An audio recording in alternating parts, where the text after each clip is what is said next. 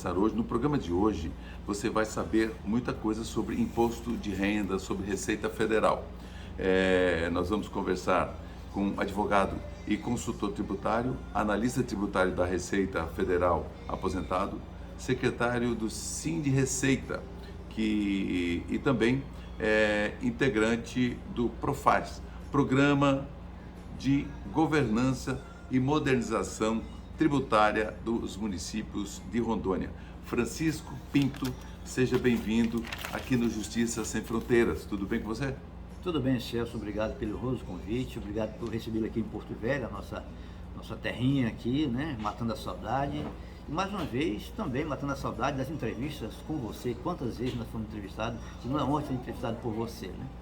E aqui em Rondônia, a gente sabe o seguinte, que toda vez que precisa falar sobre como declarar imposto de renda, as alterações que aconteceram, passa por Francisco, está nas redes de televisão, e o pessoal da imprensa realmente tem nele uma confiança, uma credibilidade para falar exatamente, tirar as dúvidas das pessoas com relação ao imposto de renda. Nós vamos falar no podcast de hoje, então você fica ligado aqui, nós vamos falar sobre nós passamos um processo eleitoral até um pouco acirrado, mas o presidente eleito, o presidente Lula, ele falou que vai fazer um reajuste na tabela progressiva do imposto de renda, ou seja, subir a declaração para isenção, né, de declarar até o ganho de R$ 1.903,98 para R$ 5.000. Ou seja, então isso aí, como que isso vai ser possível, nós vamos saber também aqui no nosso podcast de hoje. Nós vamos saber também sobre pensão alimentícia, né? A pensão alimentícia judicial, que o Supremo decidiu deixar fora a pensão com relação ao imposto de renda, o que isso afeta na sua vida. E também sobre imposto territorial rural, o ITR, algumas dicas importantes. Tá aí, seja bem-vindo aí, Francisco, tudo bom? Que bom te ver, sempre uma pessoa que está ligada, um grande amigo. Tudo de bom? Tudo bom, obrigado mais uma vez, Celso, pelo convite, e vamos tentar esclarecer alguns pontos da matéria que você já anunciou aí. Quais as principais dúvidas hoje, quando a pessoa vai fazer a declaração de imposto de renda, até aqui, que você normalmente, que tem sido recorrente nessas suas entrevistas, e o que a nossa audiência precisa saber também, e não passar batido na hora de declarar o imposto de renda? Primeiro, eles querem saber quem está obrigado a declarar, o que pode abater do imposto de renda para melhorar o resultado, mais restituição, menos imposto a pagar, e o que fazer para não cair na famosa malha fina, né? São as questões principais que o contador tem a dúvida na hora de prestar contas com o leão. E o leão não dorme. Pelo menos a gente percebe que ele está sempre atento, e a gente também tem que estar atento a todas essas mudanças de legislação, né? E isso é importante. Agora, e com relação a essa questão de subir a régua aí, que o presidente eleito, Luiz Inácio Lula da Silva, ele prometeu que vai subir essa régua para R$ 5.000, para que as pessoas não precisam declarar imposto de renda, ou seja, dá um pouco mais de refresco para as pessoas que até já não ganham muito, às vezes tem que passar a declarar imposto de renda. Esse valor aqui é mensal, é isso? Mensal. Tá. Primeiro, convém lembrar que hoje, desde 2015, a tabela do imposto de renda não é reajustada, Celso, desde 2015 para do exercício 2016. Ou seja, permanece aquela tabela em que estão isentos mensalmente da chamada retenção do imposto de renda na fonte, de um valor de até R$ 1.903,98. A partir daí você tem a alíquota de 7,5%, 15%, 22,5% e 27,5% acima do valor de R$ 4.664, certo? 4 alíquotas. O governo federal informou isso para a Câmara Federal lá em 2021, que isso resulta em um pouco mais de 10 milhões de pessoas isentas, segundo dados levantados pela Receita junto ao próprio INSS. O governo federal também, o atual, disse também em 2021 que ele pretendia, através de um PL do Executivo, pretendia elevar esse teto de isenção para R$ 2.500, o que acabou não acontecendo. Já o atual governo preconiza reajustar essa tabela para 5 mil reais. Seria bom demais, acredito, para ser verdade. Eu acho isso, seria muito bom para nós, mas fica difícil para se conseguir fazer isso. Mas é aquela história, né? É um governo que entra novo e vai precisar exatamente estar atento a esses ajustes e como que vai alinhar isso no processo, né? Na finança, né? Porque tem muito a responsabilidade fiscal, como tem sido muito cobrado aí, a responsabilidade fiscal é uma coisa importante, porque senão a coisa desanda e é complicado, né? Com relação a esse imposto ITR, por exemplo, Imposto Territorial Rural, o que disso, o que é importante, por exemplo, para quem tem propriedade rural e na hora de declarar, né, na hora de pagar o seu imposto, porque quando é na cidade, né, até para diferenciar, na cidade é IPTU e na zona rural é o ITR, né? Então eu gostaria que você falasse também agora para o nosso público que tem propriedade na área rural. Isso. O ITR, você ilustrou muito bem, né? Ilustrou muito bem o que é o ITR, né? O ITR é o Imposto Territorial Rural, de competência do governo federal, e incide sobre as propriedades rurais, aquelas propriedades que estão fora do limite do perímetro urbano. Mas há situações que o imóvel está finda sendo cercado pela cidade e continua sendo usado na atividade rural. Nesses casos, o ITR, ainda que o imóvel seja cercado pela cidade, segundo a jurisprudência dos tribunais superiores, provado que está sendo usado na atividade rural, então deve ser ITR. Já para a Receita Federal, a legislação diz que é IPTU. O ITR, então, é o imposto, assim como o IPTU incide sobre o imóvel urbano, o ITR incide sobre a propriedade rural, como você bem ilustrou. E estão obrigados a entregar o ITR, a prestar contas com o leão sobre o ITR, lá nos meses de setembro, de agosto e setembro, quem tem imóvel rural, as pessoas físicas e jurídicas que têm imóveis rurais que não se enquadram nas condições de isenção. O que é isento do ITR? São aqueles pequenos produtores rurais, proprietários ou posseiros rurais de imóveis, chamada pequena gleba rural, que aqui na Amazônia é de até 100 hectares. Mas isso muda de um estado para o outro? Muda sim, muda. Lá no Nordeste, por exemplo, é 50 hectares, né? E assim por diante. Então, se não for aquelas condições de imunidade e isenção, ele tem que entregar o ITR. Quem são imunes? Os pequenos proprietários rurais, de acordo com o tamanho do imóvel, a saber, dependendo da localização dele no país, a União, o Estado e o município e as suas fundações as suas fundações e autarquias, bem como as instituições de ensino e de educação sem fins lucrativos. Então, esses não estão obrigados a entregar a declaração do ITR. Os demais estão obrigados a entregar o ITR, e aí vai apurar ou não o imposto territorial rural, que é pago aí nos meses de setembro, outubro, novembro e dezembro. Ou seja, a pessoa pode apurar o imposto, pagar em uma cota única até o final do mês de setembro, ou pagar em até 4 cotas, né? Setembro, outubro, novembro e dezembro, né? Agora me diga uma coisa, se a pessoa tem propriedade rural, é como o IPTU, se a pessoa não paga, isso aí pode redundar, de repente, em alguma multa, ou até mesmo, porque o IPTU a gente sabe que pode até penhorar, né? Então, sobre a área rural, como que isso procede? Se a pessoa não cumprir direitinho com a obrigação, pode até entregar a declaração do ITR, mas não entrega corretamente, então ele pode sofrer a cobrança de diferença de imposto, mais multa de ofício mínima de 75%. Não pago, esse valor fica em cobrança junto à Receita Federal, um período amigável, geralmente 60 dias, depois, se não pago, vai para a dívida ativa da União para inscrever essa dívida na Procuradoria-Geral da Fazenda Nacional. E, posteriormente, se não pago, pode ir para a execução judicial. E aí, se houver penhora, vai uma série de questões. Sim. Às vezes, dependendo da situação, não pode penhorar aquela propriedade, porque nele mora a família e assim por diante. Mas era passivo, sim, de execução judicial, com penhora e leilão daquela propriedade para pagar a dívida para com a União. Além disso, antes de chegar nessa fase, a pessoa já fica com aquele imóvel negativado. Ele não pode tirar uma certidão negativa daquele imóvel para fazer uma eventual transação, um financiamento bancário, um financiamento rural e assim por diante. Porque daí é resultado. O CNPJ ou o CPF fica comprometido nessa questão, não é isso? Isso, mas no caso do imóvel rural, ele tem uma matrícula, ele tem um número junto à Receita Federal e ao INCRA, né?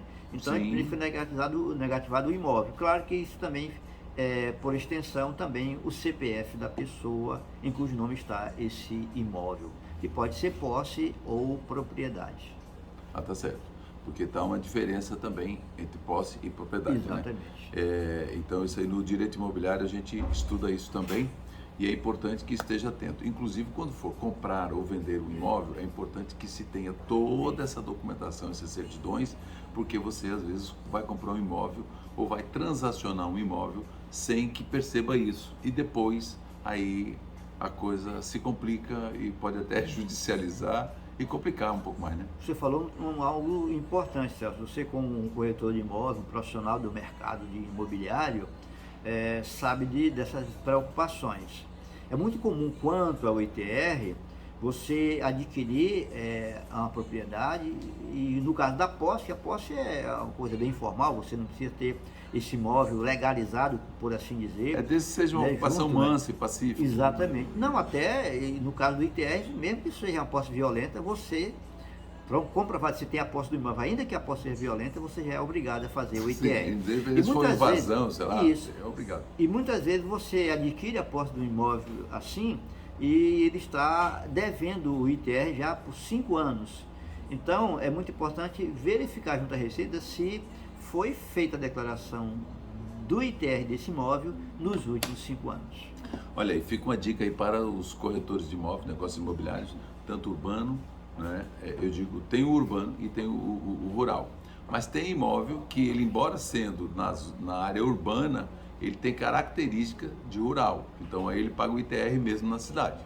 Não é Exatamente. Isso? Ou até o IPTU fora da cidade, dependendo do... Ainda, se me permite acrescentar, Claro. esse é tema palpitante de ITR, eu gosto muito de falar sobre o assunto. Não, mas dar detalhe para o telespectador. Aquele que tem a chamada pequena gleba rural, aqui na Amazônia de 100 hectares, no Nordeste 30 hectares. No Nordeste, viu, só para quem não conhece, no Nordeste eles chamam de sítio, chamam de granja, mas é uma pequena área, uma propriedade. Para a Receita Federal chama de pequena gleba rural, né? É isso. Então, se você tem uma única propriedade, pequena gleba rural, e você explora essa propriedade, você por conta própria, você não arrenda nem faz parceria, então você tem essa isenção. Mas se você tem essa pequena propriedade rural, tem, como diz no Nordeste, no interior do Nordeste, eu sou nordestino, Sim. Um pequeno pedaço de terra rural, urbano, aí já afasta a chamada isenção ou imunidade tributária. Também, se você explora esse imóvel no regime de parceria, ou arrenda esse imóvel, ainda que seja uma pequena gleba rural, também se afasta a isenção. Então, para você ter o benefício de não pagar o ITR, em razão de você ter uma pequena gleba rural, você precisa explorar esse imóvel por conta própria. E daí, por isso que é importante você, sempre que for mexer com qualquer tipo de imóvel, rural ou urbano, que vai fazer alguma transação, é importante que você tenha o acompanhamento de um advogado que tenha conhecimento e especialidade na área, né, tributária, na área de imóveis, no caso imobiliarista. Então é fundamental. Agora vamos aqui para a última parte que a gente combinou de conversar, que eu até chamei no começo, foi essa pensão alimentícia judicial, né? Que agora vem uma decisão do Supremo de deixar fora, ou seja, de isentar a pensão de declaração de imposto de renda. O que isso significa no dia a dia de muitos brasileiros e brasileiras? Muito bom esse tema, hein, Celso? Primeiro, convém a gente discorrer o que é pensão alimentícia judicial para efeito de imposto de renda. A pensão alimentícia judicial, Celso, é aquela pensão em que, regrada pelo direito de família, em que uma pessoa fica obrigada para pagar para um parente seu aquele direito, fixado em juízo, na vara do juiz, na vara de família, né? Então, é muito comum um ex-consorte cobrar judicialmente essa pensão alimentícia judicial, ou também, muitas vezes, um filho cobrar do pai ou da mãe essa pensão alimentícia judicial. Então, essa é a pensão alimentícia judicial preferida em imposto de renda. Não aquela pensão fixada, por exemplo, quando alguém atropela e mata um provedor da família, e aí ele é condenado a pagar essa pensão alimentícia na órbita do direito civil, né? Responsabilidade civil. Então é diferente. Muito bem. Então, quem paga essa pensão alimentícia judicial hoje, ele pode abater do imposto de renda. Então, essa regra não mudou. Vamos imaginar que eu, não é o caso, né? Eu seja condenado a pagar uma pensão alimentícia judicial com a ex-esposa. Não é o caso, só um exemplo. Sim, sim. Então, esse valor eu abato o imposto de renda. Já quem recebe, esse é o que recebeu benefícios com julgamento do Supremo na ADIM 5422. Então, só para exemplificar aqui, por exemplo, tem um casal, separou, você, o marido, sei lá, vai pagar pensão alimentícia para o filho lá. Você, quando paga, você não declara... Você pode abater do imposto de renda. Você abate. E ela, e quem quando recebe, tributa se o valor for mensalmente acima de R$ 1.903,98. Certo. E aí, no final do ano, se a soma do valor deu acima de R$ 28.559,70, então ele vai fazer a declaração e pagar a eventual diferença ou não. Certo. E se caso essa régua que o presidente eleito, o presidente Lula, declara que vai passar para R$ 5.000, ou seja, aí essa... Acompanha também. Acompanha também. Agora, a decisão do Supremo fixou o quê? A partir de agora, não se paga mais, quem recebe não paga mais imposto de renda sobre o valor da pensão alimentícia judicial. Desde que eu comprove que aquele valor foi fixado em juízo e o valor que recebi é em decorrência dessa decisão. Se eu receber alguma coisa a mais do valor fixado em juízo, não se aplica, então, esse benefício. E também é o seguinte, se aquela pensão, o pai da criança, vamos dizer assim, ele disse, olha, não, eu vou dar X, mas não passou pela área judicial, não tá coberto por essa decisão do Supremo. É somente judicial, né? Exatamente. Quem pagou a mais não pode abater no imposto de renda e quem recebeu vai tributar normalmente. Agora veja só, a decisão do Supremo diz que a partir de agora não se paga mais e, além disso, quem pagou de 2018 para cá vai poder restituir, buscar esse valor de volta. Um procedimentozinho, hora simples, hora um pouco complexo, junto à Receita Federal. Se porventura a Receita Federal não reconhecer, você pode buscar isso em juízo. Primeiro plano, a própria Receita Federal já disse que você pode retificar suas declarações, colocando esse valor do campo isento não tributável, e o valor que você pagou, como pagou via DAF, vai ter que fazer um outro procedimento chamado PER-DECOMP, pedido de restituição, /DECOMP, declaração de compensação. Então é um programinha chamado PER-DECOMP, através do qual a pessoa vai buscar a restituição do valor que pagou a título de imposto de renda na pensão alimentícia judicial. E qualquer dúvida, onde entrar em contato para tirar essas dúvidas? O meu fone é o 69 99920 2178. Repito, 69 99920 2178. Pronto. E também você pode procurar aqui a produção do Justiça Sem Fronteiras, @Justiça Sem Fronteiras, ou 69, que está aí o telefone, 98173 6662. Repito, 83 98173 6662. Aí fala comigo que a gente faz esse encaminhamento aí também. Eu quero agradecer aqui, ô Francisco. Bom, você teria mais, nós temos mais um tempo ainda aqui. Assim, ultimamente eu tenho sido demandado pela mídia sobre a questão do PIX, que completou 2 anos agora, no 2016. Ele pergunta se, no caso de recebimento do PIX, de forma, como dizem os meus consulentes, de forma indiscriminada, no banco, isso pode afetar, eu posso ter problema com o leão, porque eu tive valores vultosos na minha conta bancária? A resposta é sim e não. Lembro que, nesse caso, lá em 2015, a Receita Federal baixou uma instrução normativa número 1371, que obriga os bancos a informar todo mês o movimento bancário das pessoas físicas acima de R$2.000 e das pessoas jurídicas acima de R$6.000. Pois bem, então isso, com base nisso, lembro até que houve uma ADI, aliás, 4 ADI lá em 2016 de constitucionalidade, pelo PTB, pelo PSOL e também pela CNI, Confederação Nacional da Indústria, e a Confederação Nacional do Comércio. Todas julgadas improcedentes, o relator foi o ministro Dias Toffoli, acompanhou a maioria, apenas 2 ministros, Marco Aurélio e Celso Mello, julgaram contra. Mas com base nessas ADIs, a decisão é que os bancos continuam obrigados a informar para a Receita Federal essa movimentação bancária. E aí eu fico sujeito a prestar conta. Se aquele valor configurar rendimento para a Receita Federal, eu vou pagar imposto de renda normalmente. Mas se eu comprovar que não se trata de rendimentos, como mais foi o empréstimo que eu fiz, ou aquele valor já está dentro da minha receita tributável, informada da Receita Federal, não tem problema. Mas lembrando que com base nessas decisões do Supremo e a própria norma da Receita Federal, Lei Complementar 105/2001 e a informativa número 1371 de 2015, e o banco fica obrigado a informar todo mês para a Receita a minha movimentação bancária, o que pode impactar no imposto de renda. Tá, mas a priori não precisa declarar a movimentação do Pix.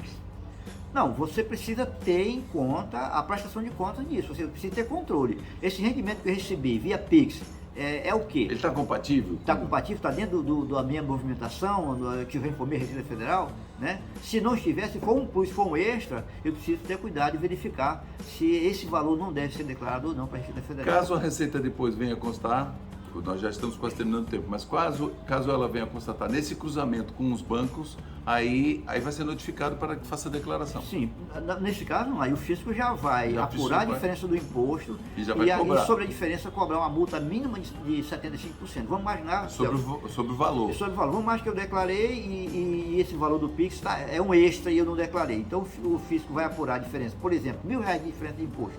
Ainda vai aplicar uma multa de R$750. Ou seja, a diferença total vai para R$1.750. Sim, mas se movimentou R$20.000, a pessoa vai pagar uma multa de quase R$20.000. Não, vai primeiro verificar qual é o impacto disso na tabela progressiva anual do imposto de renda. Entendi. Aí eu apuro a diferença do imposto de acordo com a tabela progressiva e sobre a diferença o fisco vai aplicar mais 75% de multa de ofício. Então, independente de ser retroativo, desde quando criou o Pix, a gente pensa, pessoal, não, pro Pix e tal, mas lá na frente o leão pode dizer, ei, espera aí que exatamente. Não é porque é Pix, é qualquer renda a mais, se não foi declarada, eu estou sujeito a uma sanção pelo Fisco Federal. Muito bem. Francisco, agradeço demais aqui e também agradeço aqui o Bistrô Caju? Bistrô Caju aqui em Porto Velho, que nos cedeu esse espaço maravilhoso aqui para a gente gravar o Justiça Sem Fronteiras. E a gente vai colocar aí os arrobas aí para vocês conhecerem. Então tá aí, eu agradeço muito e você aí que acompanhou, gostou, compartilhe, se inscreva no canal, ative o sininho, que é para você não perder os outros episódios também. Obrigado, Francisco, e até o próximo encontro aí. Eu que agradeço e até uma outra ocasião. Valeu, gente. Tchau. Até a próxima.